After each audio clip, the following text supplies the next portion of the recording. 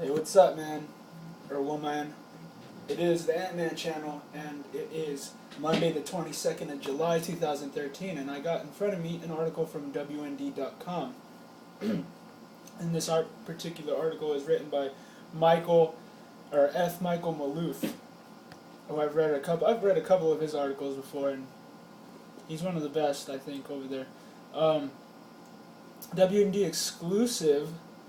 U.S. faces brand new Cuban Missile Crisis. I thought this was very interesting because I don't know anything about it. I wasn't around during the first missile crisis with Cuba. I don't even remember who the president was at the time. You know, like my history sometimes can be rusty at certain time periods. Right now, I'm like, it's funny because right now I'm studying like really old school stuff like John Locke and like, you know, like I have looked into you know, pretty much a lot of history. So forgive me if I'm rusty or foggy in some areas, but you know, I would like to be able to explain everything, but I can't, unfortunately, because I don't know everything. I'm not God, so. But all right, U.S. faces brand new Cuban Missile Crisis. Seizure of components reveals that threats that could devastate American infrastructure. So the cat's out of the bag. Everyone knows what our weakness is now. It's kind of it creeps me out because it's such a big vulnerability, and I don't think other people understand that. If you have been to my channel, you know I like to report on EMP attacks, natural or man-made. And what a natural EMP would be is a solar flare. It's hot here in the high desert. You know, it's very hot right now. It's like a humid, thick kind of heat coming right now, and it's gonna be like that all week. So you know, this is gonna be a hot. This is gonna be a hot summer, you guys. So because you know the sun's going through some season. You know, I'm not an expert on this, but I've heard experts talk on this, and it's pretty cool, pretty interesting to know. Anyways, excuse me. The recent seizure of a North Korean freighter carrying Cuba. The recent seizure of a North Korean freighter carrying Cuban nuclear-capable SA-2 missile components for refurbishment has resurrected the specter of the 1962 Cuban Missile Crisis when another communist nation developed nuclear dealings with America's island neighbor. It's very interesting and very creepy. Richard Fisher, a military affairs specialist, explained the significance of the shipment, which was captured in the Panama Canal. North Korea, a country soon to be in a position to export nuclear warhead-armed ballistic missiles, now has a missile relationship with Cuba. That's great. Wow.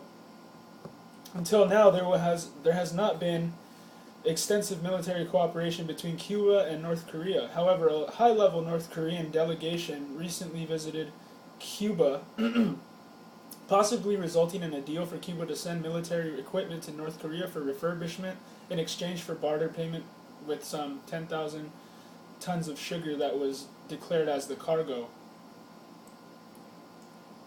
The missile components, however, were undeclared, resulting in the Panamanian seizure, which reportedly was prompted by a tip of drugs being on board the ship. Fisher said the shipment was part of a Cuban-North Korean military cooperation effort to upgrade each country's SA-2s with advanced tracking electronics. With such upgrades, these heretofore obsolete surface-to-air missiles, or SAMs, have been given new hard-to-counter capabilities, and the prospect of such upgrades going into the still substantial population of these SAMs began to concern the U.S. military over a decade ago, he said. While the SA-2 is designed to shoot down high-altitude aircraft, national security experts are further concerned it could be used for something far more devastating, a high-altitude nuclear detonation that could cause a crippling electromagnetic pulse, or EMP. And everything we're all on the grid, all of us. You know, I'm in a comfortable room right now with my air on, I got a light on, I got my computer, I got all this electronic stuff. I could survive in the wilderness. I'm just saying that I am on the grid, and if they did do that, we would all be vulnerable to that. Everything's ran on electronics. The economy would stop. You know, like people would be pumping gas or something, or people would be like buying something at the register, and all of a sudden everything just stops working. That would be ridiculous, man. I would not. I do not want that. Such an EMP attack would knock out the eastern U.S. grid system and all unprotected electronics and automated control systems, which together form the backbone of the technology-based infrastructure of the U.S., according to these sources and recent studies on the financial impact of such an event. I never read these little blue link things, but I'm going to read this one. Read the documentation that's sparking the worry about the EMP threat, a nation forsaken. Excuse me. For real. Excuse me, it's gross.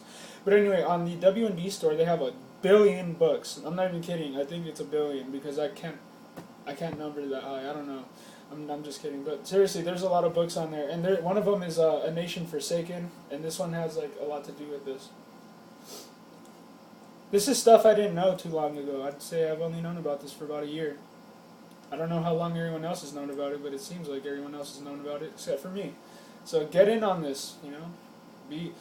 Be aware of this stuff. You know, I would like to build a power generator, but I would have to buy some equipment for that.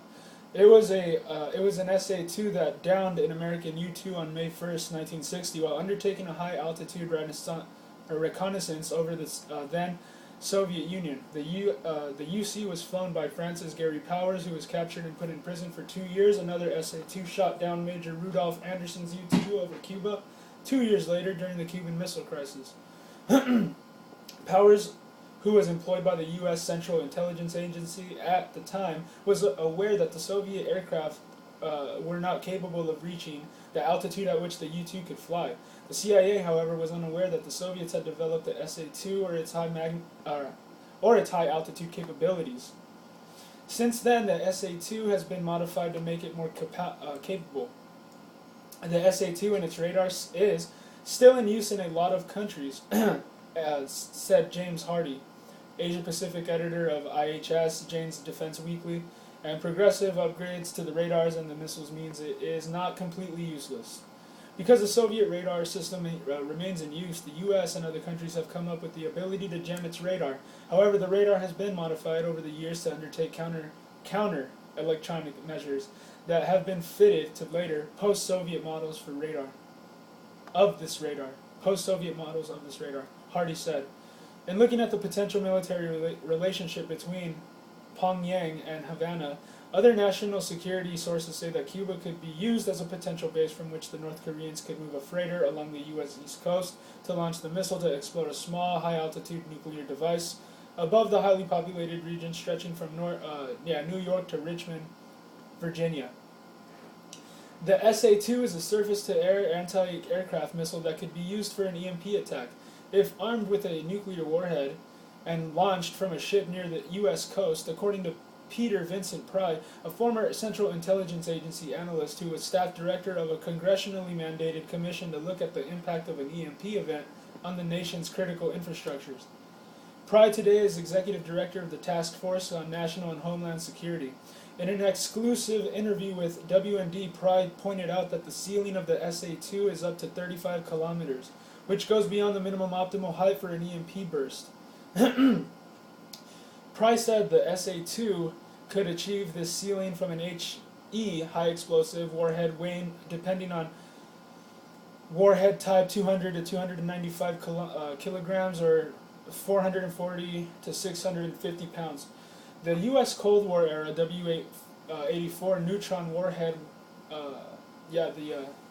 the U.S. Cold War era W-84 neutron warhead weighed less than 50 kilograms and could be used as an enhanced EMP weapon, Price said. So armed with a much lighter warhead for EMP attack, any of the SAM surface-to-air missiles variants would have a much higher operational ceiling. Indeed, the Soviets designed the SA-2 to carry its 15-kiloton nuclear warhead weighing 650 pounds to high altitude. Pretty amazing. If the SA-2 were to be used in an EMP attack on the U.S., Price said that it would be launched from a freighter against a big coastal city like New York or Washington, which would probably collapse the entire eastern grid that provides 70% of the nation's electricity. The nation's missile defense system, Price said, would not be able to intercept the SA-2 if it were launched from a ship, since the flight time to altitude is so short. The SA-2 travels at a speed of Mach 3.5. Whoa. Or 3 times the speed of sound. In a May 31st, 2013 Pry joined from CIA Director R. James Woolsey, in writing an article for the Wall Street Journal outlining how North Korea could cripple the U.S. with an EMP attack. In the article, they said that North Korea needs only a single nuclear warhead in order to pose an existential threat to the U.S. Detonating a nuclear weapon high above any part of the U.S. mainland would generate a catastrophic electromagnetic pulse. An EMP attack, they said, would collapse the electronic grid and other infrastructure that depends on it. Communications, transportation, banking and finance, food and water necessary to sustain modern civilization and the lives of 300 million Americans. They pointed out that EMP effects could be even more powerful and more catastrophic by using an enhanced radiation warhead, they wrote. This is a low-yield nuclear weapon designed not to create a devastating explosion, but to emit large amounts of radiation, including the gamma rays that generate the EMP effect that fries electronics. Following a nuclear test last December and a successful missile test earlier this year, North Korea began making public threats to launch a preemptive nuclear strike against the U.S., and I laughed. But now it's not that funny anymore, because they're kind of talking to, they're in cahoots with Cuba now. That's out of nowhere. To underscore this threat, Pyongyang issued highly publicized videos showing a nuclear detonation over New York City and Washington, D.C. A September 2007 study by the SAGE Policy Group estimated that the financial cost of an EMP event just from Baltimore, Maryland, Washington, D.C. to Richmond, Virginia would approach $800 billion. In today's dollars, the cost would surpass $1 trillion. Various government reports, such as the one by the U.S. Congressional EMP Commission and the Congressional Research Service, have confirmed the growing likelihood of EMP events of various kinds, the report said. These reports and related congressional testimony support the contention that relatively available and inexpensive Scud-type missiles are capable of carrying the required payload that could be launched from a small ship 200 or more miles off the east coast of the United States and detonated between 30 and 80 miles high, the report said. An EMP-inflicted damage delivered from this altitude would extend out hundreds of miles beyond the region, considered in this study significantly complicating the recovery process and the restoration of economic activity, while producing economic consequences roughly 10 times greater than those impacting the Baltimore, Washington, Richmond region, the study said at the time. Cool, I got a couple minutes to share my thoughts on this. I don't like to make my videos too long because I'm just reading one article, I'm just trying to give you the news. But this is pretty crazy because, when the Korean dude's, whatever his name was, the man-child, he said, I'm gonna, nuke you guys. I laughed. I'm like, you guys don't have the IBMs. You guys don't have the computers to do that. You guys don't have the technology to do that because, I've looked into all that stuff. And you know what? They did exactly something that it was kind of unexpected. They pulled a pretty cool trick out of their hat with this one. And I'm just saying, I don't know what's gonna happen, but that's a possibility, Get ready for the worst, in my opinion. I'm not saying be living in fear. I do what makes you happy. Do what God places on your heart. Go live your life. Have kids and get married and all that. But other than that, I think it's important to also remember that we as men out there, we need to remember this, man. I'm not kidding, man. I'm not trying to sound like a drill sergeant or nothing, but I'm not trying to sound like a tough guy or nothing, but just remember that, you should feel responsible for the people around you. And if you want to protect you and your loved ones, it's good to know about this stuff. So stop just acting like a tough guy to everyone around you and start paying attention to who is really messing with you. And why you don't got enough money to go and enjoy like some kind of sport event or something because you just don't got the money for it. So you got to go to work every day and never have a vacation.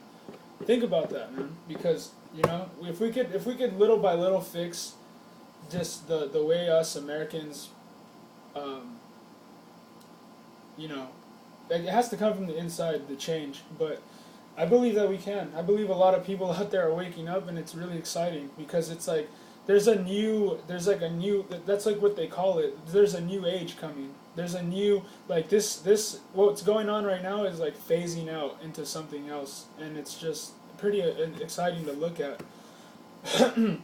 Remember how much different things were like 10 years ago, or like there's always like an era, and there's always like some kind of like, the 70s didn't look like the 80s, and the 90s did not look like anything what we do today. We're going into a new era. We're going into a new age where the free spirit, the expressive, the empowered are going to be out in the streets, and they're going to be hopefully standing on, soapboxes preaching the word of God, because I think that's what people need more than anything. No matter what you're trying to go and do, the desires of the heart, like it says in the Bible, are very deceptive sometimes, man. Like, they can get a hold of you. And sometimes the desires on your heart aren't what maybe not where God wants you. So just remember, man, there's a lot of people in the Bible that have been made an example of that exact kind of stubbornness and not willing to change, and they get made examples of. That's exactly what you can do. You can either serve God, or you can be made an example of for everyone else. I was talking to an atheist the other day, and he said, I forgot what he said, but I just realized something, that whatever atheists say, they say the darnest things, and that should be a TV show. But then it would be cruel because you'd be exposing you'd be exposing them, and I don't like that. But I don't know, that's pretty funny to me. Like, when you hear an atheist talk, they're kind of like unintentional comedy to me. But anyways, start putting aside some time to start reading your Bible. Even if you don't like to read, just do it. Do it for a couple minutes a day, and that's, dude, you're never gonna regret it. You're never gonna regret it.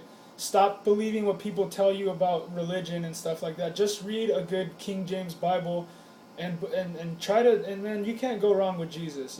Trust him. You could trust him. You can't go wrong. It's not a religion. It's not something that is for anyone that's weak, or well, it is, but it's not a crutch what like the world would think about it as, or I don't need a crutch, or I'm not that stupid to believe that. Well, I don't know, man. If you look into the science and the world around you, I think you'll start getting a clue. But anyways, love all you guys, and God bless you guys.